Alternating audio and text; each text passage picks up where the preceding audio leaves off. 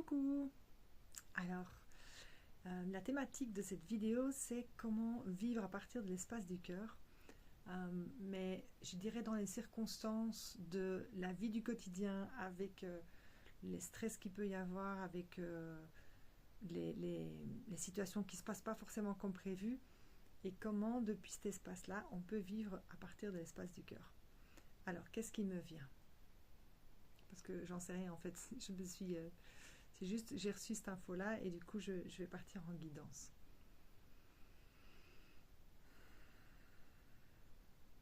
En fait, déjà, la première chose qui me vient, c'est vraiment de voir tout ce qui se produit dans la journée comme un cadeau. Alors, même s'il y a des situations qu'on préférait franchement éviter, parce qu'on se dit « Ah non, c'est pas possible, quoi. Ah non, pas encore ça, etc. » Eh bien, si en fait, la vie vient nous donner un beau cadeau, peut-être qu'il est mal emballé, ça, j'avoue que des fois, je trouve que ça pourrait être mieux emballé, mais c'est de se dire, ok, si cette situation, elle se produit, c'est qu'il y a une raison, c'est que la vie, elle veut me transmettre un message, elle veut me faire comprendre, elle veut que je grandisse dans cette situation. Et donc déjà, de switcher votre regard sur la situation en se disant, il y a forcément un cadeau derrière cette situation, ça change déjà la donne. Donc déjà, ça c'est une première chose. Alors peut-être que dans la situation même, vous n'allez pas forcément arriver à trouver quel est le cadeau, mais en tout cas, il y a du coup moins de résistance. Et ça vous permet à ce moment-là d'être simplement présente à ce qui est en fait, plutôt que de rentrer en résistance parce que vous voulez que ça se passe autrement, parce que vous aviez imaginé la situation différemment de comment elle se produit. Et donc c'est vraiment déjà d'accepter la situation telle qu'elle est et d'être d'être dans l'instant présent en fait, tel qu'il se présente. Voilà, donc ça c'est la première chose. Alors la deuxième chose,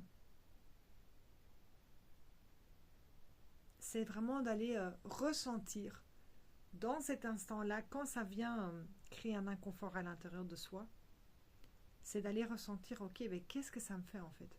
Qu'est-ce qu'il y a comme sentiment qui monte en moi, comme émotion?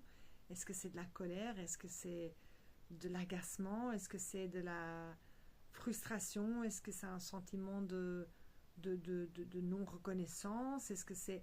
Peu importe. Soyez dans cette vigilance, dans cette observation de ce qui se passe en vous. Et voilà, si même sur l'instant c'est un peu compliqué, ben vous pouvez toujours le faire après coup. Et puis cheminer par rapport à la situation une fois que vous êtes sorti de l'émotion. Parce que parfois, quand on est dedans, c'est compliqué. Alors si vous arrivez, tant mieux. Mais si c'est compliqué, ça ne vous empêche pas de le faire après. En tout cas, de démarrer comme ça. Et en fait, vous allez vous rendre compte que quand la situation se reproduira, ou il y a une situation similaire qui se reproduit, eh ben, vous serez plus à même de pouvoir prendre conscience dans l'instant de ce qui se passe et de switcher votre attitude en fait vis-à-vis de cette situation. Mais voilà, chaque chose en son temps aussi, quoi. Donc c'est vraiment d'être en observation et de prendre conscience de qu'est-ce qui se joue en moi en fait. Qu'est-ce que cette situation, elle me permet de voir de moi-même. Parce que finalement, la situation telle qu'elle se présente, elle est neutre. C'est comment vous réagissez par rapport à la situation, ça parle de vous. Et donc, c'est important de prendre conscience de ça parce que ce n'est pas la situation en elle-même qui est responsable, c'est qu'est-ce que ça vient dire de vous et de vous reprendre la responsabilité de vos propres émotions. Parce que tant que vous continuez à dire que c'est la faute à la situation, la faute à l'autre, etc., il n'y a rien qui va changer. Parce que il y aura toujours des stimuli extérieurs qui vont venir vous titiller et vous serez toujours dépendant des circonstances extérieures. Alors que si vous arrivez à reprendre votre responsabilité dans ce qui se passe et de voir que ça vient vous impacter vous et de voir, ben en fait, si moi j'arrive à transformer ça intérieurement, alors si cette situation se représentera, ben, je serai capable d'agir en fonction, en fait. Je serai capable de... En fait, vous allez développer vraiment votre leadership, en fait, et vous allez être capable de dire ce qui vous paraît juste dans l'instant, en fait. Et vous allez être capable de prendre les bonnes décisions parce que vous n'allez plus être impacté émotionnellement par ce qui se passe. Ou si vous êtes impacté émotionnellement, vous allez savoir agir et pas réagir. Et ça, c'est vraiment super important parce que ça va vous donner beaucoup de liberté, ça va vous permettre de lâcher le contrôle aussi par rapport à comment les situations se déroulent, en fait, parce qu'on n'a pas la main mise sur les situations. Et au plus vous allez grandir votre leadership et votre gestion de vos émotions, au plus cela va vous permettre de faire face à n'importe quelle situation et vous n'allez plus devoir être dans le contrôle, en fait. Et ça change la vie, en fait. Alors la troisième chose,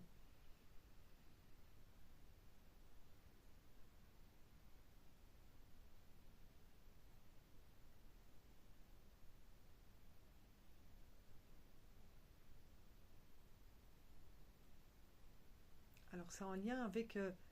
j'ai pas encore complètement saisi le truc, mais c'est en lien avec le fait d'aller faire un travail de reprogrammation.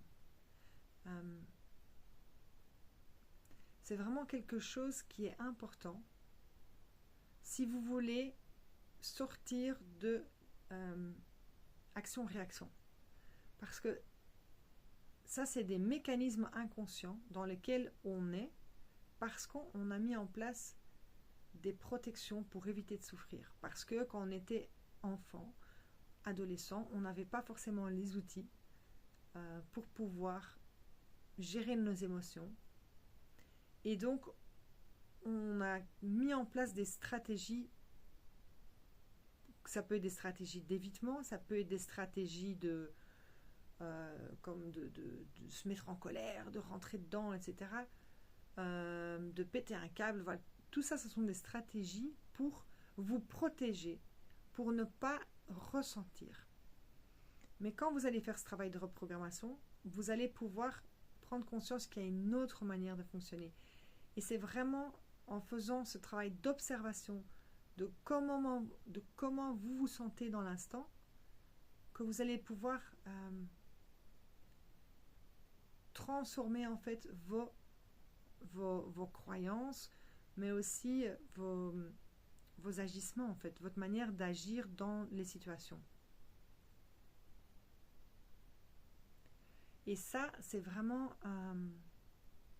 quelque chose que vous pouvez faire journalièrement. Vous pouvez vraiment, à la fin de la journée, prendre un temps et de voir, mais tiens, qu'est-ce qui s'est passé, en fait, dans ma journée? Qu'est-ce qui a été... quels sont les endroits où ça a été moins fluide, où je me suis sentie tendue, où j'ai senti que j'aurais bien voulu que la situation soit différente, et comment est-ce que j'ai réagi, et faire un peu un état des lieux de tous ces moments, et aussi les moments qui se sont bien passés, hein. Mais d'aller observer un peu comment vous voyez le monde, comment vous percevez le monde et comment vous pouvez aller changer cela. Alors, vous pouvez le faire tout seul ou toute seule, bien évidemment, et je vous invite à le faire. Si vous sentez néanmoins que voilà, il y a des endroits où c'est compliqué pour vous parce que vous êtes un peu trop le nez dans le guidon, je vous conseille à ce moment-là de vous faire accompagner pour ça, parce que parfois il suffit d'un petit déclic pour pouvoir justement avancer. Donc moi je peux vous accompagner là-dedans parce que je suis experte en reprogrammation, mais voilà, vous pouvez aussi sentir dans votre environnement s'il y a des personnes qui pourraient éventuellement vous accompagner là-dedans. Ça peut vraiment être bénéfique pour justement sortir de ces schémas répétitifs et de pouvoir agir depuis l'espace du cœur plutôt que depuis ces espaces de protection. Voilà, est-ce qu'il y a autre chose? Est-ce que j'ai tout dit? Oui, ok. Parfait, bah alors je vous souhaite une belle fin de journée et on se retrouve tout bientôt. Ciao, ciao.